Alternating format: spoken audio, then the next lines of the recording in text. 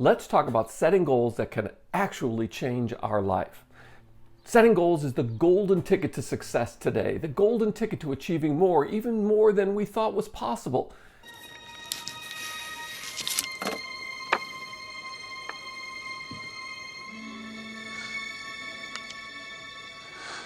It's a golden ticket. So let's figure out how to do it right. Don't let anyone have it. Take it straight home. You understand? Thank you. Here's an example. He said we'd have self-driving cars by next year, 2016, then 2017, then 2018, then 2019, then you get it. He said that by 2020, AI would be our overlords. He said that we would have a merging of a computer with a human brain. Yeah, by now. And he also said we'd be back to the moon by 2023. Not looking likely. Lots of luck on this trip to the moon.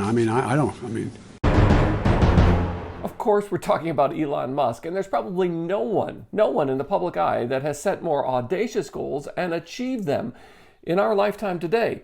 But he's also famous for setting goals and failing to reach them, owning them publicly and being called out on it. I don't really think of these things as all that audacious. So let's take a look at what we can learn from people like Elon and other famous goal setters and see what we can find, see if we can find something that works for us. Hi, I'm James Callahan, and this is the Do-Over Show, where we learn to succeed at least the second time around. So let's take a look at goal setting, especially if you think it's too late for you to start setting goals, big goals that can actually change your life. First thing that we have to decide is this. Who is going with Charlie to the factory? I will. I'll take him. You leave it to me. All right, let's admit this right up front. If you've set goals and failed horribly, or if you've never set them and you think it's too late for you to start, then goal setting itself might be a little bit overwhelming. It's so meticulous. It's like accountants and lawyers keeping track of everything in 6-minute increments for billable hours. It's something that can be overwhelming. And if you've never tried it, or if you've never succeeded when you've set a goal, then you're probably not likely to embrace the idea of goal setting as a way to change the direction of your life. And for a lot of us, it's just a gimmick that we try once in a while, and we wonder, well, is it really worth the time and effort to actually stop working and producing and living in order to sit around and daydream about goals? If you only did this little trick or buy this little journal or day planner, then everything would magically change for you.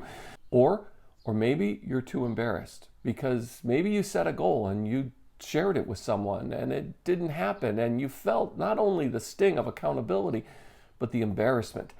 And maybe you realize that setting goals, if they're not for yourself, if they're just to please other people, are not really going to help us a lot. So wherever you are in the goal setting spectrum, whether you're just getting started or whether you've tried everything and you're looking for that last final magic bullet in order to get you to your goals, well, let's take a closer look at what goal setting actually involves, the basics, and what we can do to actually find something that works for us.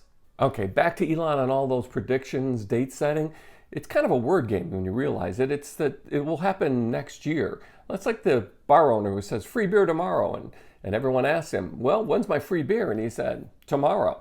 What we have is an essential element of goal setting, and that is we have a concrete or specific date that we're going to work toward.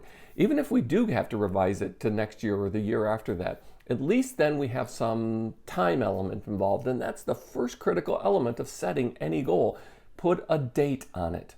So start not only with a date, but a deadline. By this date, this is going to happen. Without that, all we have is a dream. All we have is something vague, and we'll be able to sit around and catch up on our Netflix shows without really having to pursue a goal.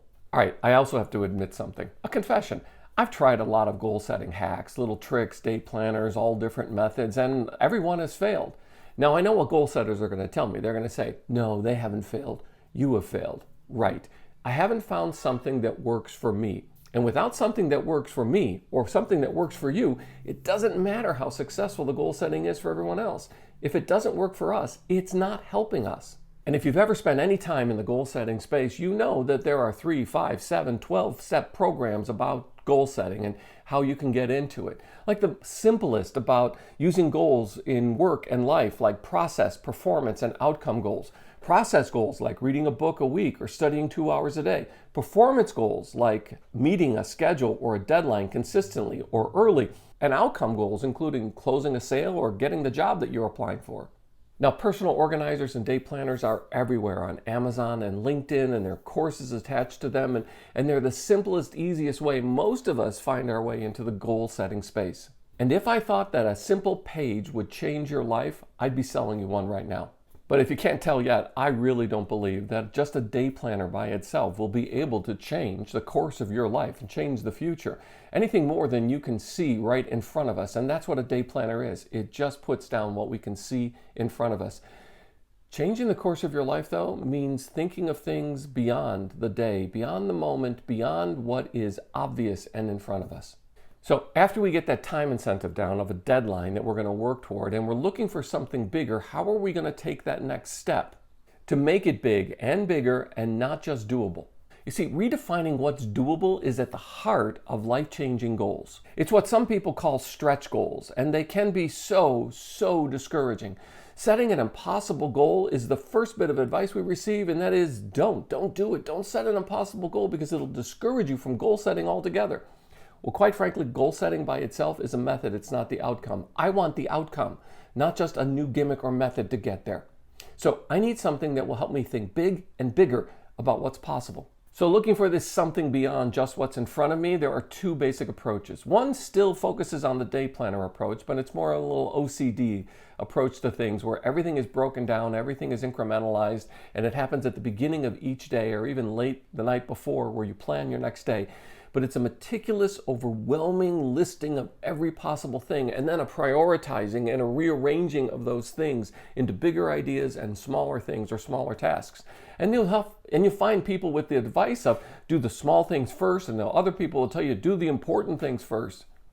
What the heck are we supposed to start with? We don't even know where to start. Some of us, we make lists for everything. We don't crowd our mind palace with useless things like, what am I supposed to be getting at the grocery store? What am I supposed to be doing next Tuesday night? And that is, we write things down so that we don't have to obsess about them. And that list keeping for some of us is an ordinary, everyday thing where we just jot things down so we won't lose sight of them. And closely associated with this sort of OCD day planner approach is the idea of, picking small things like make your bed every morning type of advice, or James Clear's Atomic Habits, the 1% incrementalism of changing everything day by day. And I have applied these to different parts of my life, things that, they weren't going to occupy every moment of my life or my entire day, but they needed to be an element I added to my life. For example, I added the idea of saving a certain amount of money every single day as an incremental approach to building personal wealth and a money story that works for me. And I've done a video on that, and you can see how that turned out here. By the way, it works. Now, the second approach, the one I favor, is to set life goals. That is, big, audacious things that are well beyond the day, well beyond our immediate control, and that take a lot of moving parts in order to get there. But I don't obsess about the moving parts. I set that larger goal and I attach a date to it. So you set a big, outrageous goal, and then you do everything you can to get there. You don't know how you're going to get to that big, outrageous goal. So planning out step 1, step 2, step 3 might be the wrong steps in the wrong order. Instead, we try to get to the goal as fast as we can by doing as many things as we can. This life goal approach tends to be more all-consuming, tends to take up more of our time, tends to risk more of our personality and ourselves in the process of reaching a life goal, something bigger than just having your day organized. And that's what people that we would associate with great and unique accomplishments in our life, that's the kind of approach they have to life. Yes, they have people to manage the day-to-day things, but for most of them, they are so occupied with that larger goal that smaller things like what they're going to eat today or even what they're going to wear. You know that there are people that wear exactly the same thing every day so they don't have to decide what they're going to wear every day? Imagine the emotional and mental energy it takes, and the money and the shopping energy it takes to eliminate those choices, whether it's Steve Jobs or anyone like him that said, I'm just going to wear the same damn thing every day so I don't have to worry about that. Do you know why? So that they could pursue a life goal, which was so much bigger than whether or not to wear a blue or a green or a gray shirt. But the problem with the life goal approach is that when you share it with people, when you let people know or they start to see you're living a little different, it really puts your reputation on the line. And it really takes getting beyond what people think, whether you give a flying F about what other people think about you. And if you find you're setting goals in order to make other people happy, that's not goal setting, that's people pleasing. And obsessing about that big, larger than life goal about your life and then putting a time frame on it that you're going to do it by this date, well, that's going to stretch you. And here's the thing, it means we stop being patient. We stop accepting the incremental approach that little things will accumulate into one greater, that the sum total of the parts will exceed the whole. Instead, we go for the larger than life idea, the whole, and we let whatever parts are going to be necessary fill in that, and that we give up the idea of being patient. Yep, stop being patient. Stop being patient with yourself. Stop being patient with reaching your deadline for your goal. This means for our personal and professional lives, I'm also not a fan of the triple P goals, the idea about being positive, personal, and possible. The possible is like self-selecting mediocrity. When we think of and we work towards things that we only see right now that are possible, we have no idea about what is greater than that. Or SMART goals, S-M-A-R-T goals, where we have specific, measurable, attainable, relevant, and time-bound. But beyond that, beyond those simple things where there are actual measurements attached to them, bigger and greater are relative terms, and measurable is not part of the of bigger. Now, the attainable part of SMART, the A, is the one I really dislike, and it's the idea of it's self-defeating when it comes to doing something great. Instead of doing something ordinary, hey, we can do ordinary things all day, every day, and our lives will not change. And the T of SMART goals, time-bound, this is also the downside of not just setting a deadline, but also giving us an excuse to be procrastinators. And that is to say, well, I have 10 years to achieve this, so I don't have to do it today. Time-bound can be an excuse for not working towards your goals today.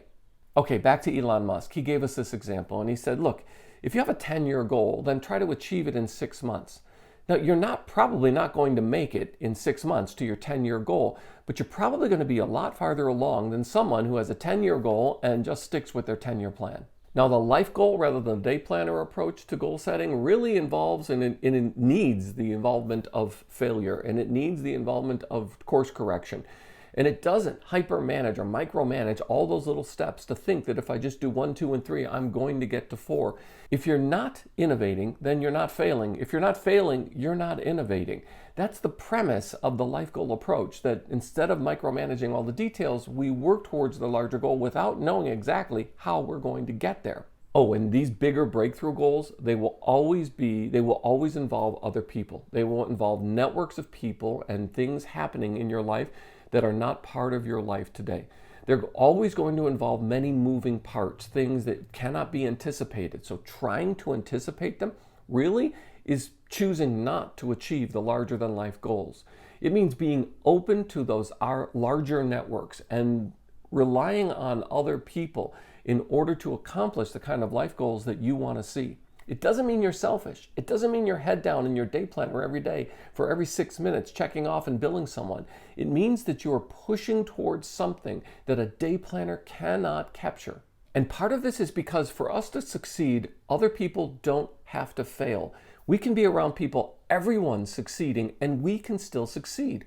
Why? Because we don't live in a zero-sum world. And when we treat our success as coming at the expense or the cost of necessarily someone else, we're living in a zero-sum world with very little generosity and very little upside. And the sooner we accept this, the sooner we'll find ourselves winning and succeeding more often. And thanks for being part of the Do-Over Show. Please, could you tap the like button and make that your life goal, at least today? And while you're down there, how about you subscribe and ring the notifications bell so you don't miss the next episode? I'm so glad you found me, and I found you. Thanks.